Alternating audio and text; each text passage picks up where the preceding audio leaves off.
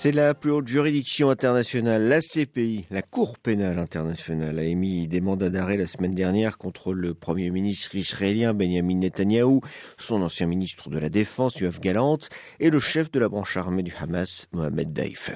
À la suite de ces mandats d'arrêt, les 124 pays qui reconnaissent la CPI sont donc tenus de procéder à une arrestation si les personnes visées se trouvent sur leur sol. Cette décision, qui suscite de nombreuses divisions au sein des pays occidentaux, est une première puisque jamais un chef d'État occidental n'avait été visé par un mandat d'arrêt de la CPI, comme nous l'explique ce matin François Dubuisson, professeur de droit international à l'Université libre de Bruxelles, l'ULB. Parmi les critiques qui étaient émises envers la Cour pénale internationale, c'était le fait qu'elle visait très principalement des accusés africains, même noirs africains, et que dès que des dossiers concernaient dans une certaine mesure les États occidentaux, et il y a eu des dossiers qui ont été déposés concernant des crimes potentiels commis par des soldats américains ou des soldats britanniques sur le territoire d'États partis au statut, eh bien les enquêtes n'avançaient pas ou bien elles étaient mises de côté ou on les terminait.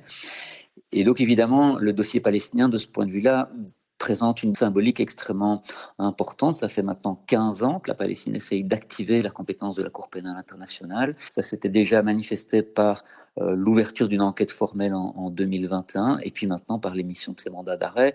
Évidemment, ça donne une plus grande crédibilité à la Cour puisque ça montre désormais qu'elle peut également viser par ces procédures des chefs d'État et des chefs d'État soutenus directement par les États occidentaux. 124 pays ont ratifié le traité de Rome qui a créé la CPI, mais pas les États-Unis, ni la Russie, ni la Chine.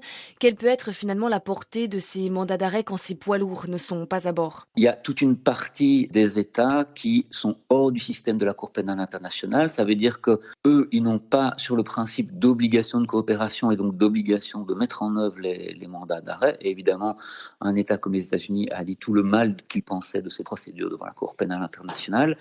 Mais néanmoins, ça veut dire quand même que parmi un nombre important d'États, Benjamin Netanyahou ou Yoav Gallant ne peuvent pas aller en séjour à l'étranger, ne pourront pas faire de rencontres diplomatiques sur place parce qu'ils s'exposeront à une arrestation par ces États. Donc ça a en tout cas un effet premier qui est de largement limiter leur capacité de voyage, leur capacité de rencontres diplomatiques. Au-delà de la symbolique et d'une mise au ban diplomatique, peut-on attendre des traductions en justice ? Alors il faut comprendre qu'effectivement, probablement que les choses risquent de ne pas aller plus loin que l'émission de mandat d'arrêt. C'est-à-dire que les personnes, là, les dirigeants israéliens, vont prendre leurs précautions nécessaires pour faire en sorte de ne pas se faire arrêter. Alors, il se pourrait bien que plutôt des commandants israéliens fassent également l'objet de mandats d'arrêt. Là, peut-être il y a plus de chances qu'on puisse les arrêter à un moment donné lors d'un voyage ou un autre, mais malgré tout, les chances restent minces.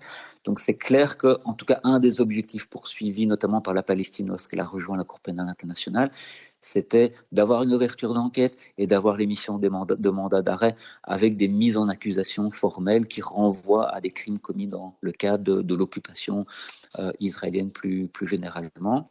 Quelles peuvent être les conséquences de ces mandats d'arrêt pour les Occidentaux alliés d'Israël ? Les États occidentaux et ces États alliés vont avoir plus de mal de considérer qu'on peut continuer à avoir des relations privilégiées avec Israël si ses principaux dirigeants font l'objet de mandats d'arrêt pour crimes internationaux les plus graves. Un autre effet peut être également lié aux ventes d'armes à Israël. Ça devient plus compliqué de continuer à vendre des armes lorsque les décideurs politiques de cet État sont accusés de crimes de guerre dans le contexte de la guerre à Gaza, de crimes contre l'humanité dans le contexte de la guerre à Gaza, et que donc les armes qu'on vend sont susceptibles d'être utilisées dans ce cadre-là. Donc ça va plutôt renforcer le mouvement de prudence normalement de ne pas livrer des armes à Israël. Alors évidemment, dans le chef des États-Unis, comme on l'a vu, ça n'est pas franchement à l'ordre du jour et ce sera probablement encore moins avec Donald Trump à la présidence. Mais pour les autres États européens, peut-être des États comme l'Allemagne, par exemple, qui livrent encore des armes ou le Royaume-Uni, ça pourrait quand même avoir un certain effet dans les relations qu'on va encore pouvoir nouer avec l'État israélien. Interrogé par Marine Henriot, François Dubuisson était ce matin l'invité de Radio Vatican.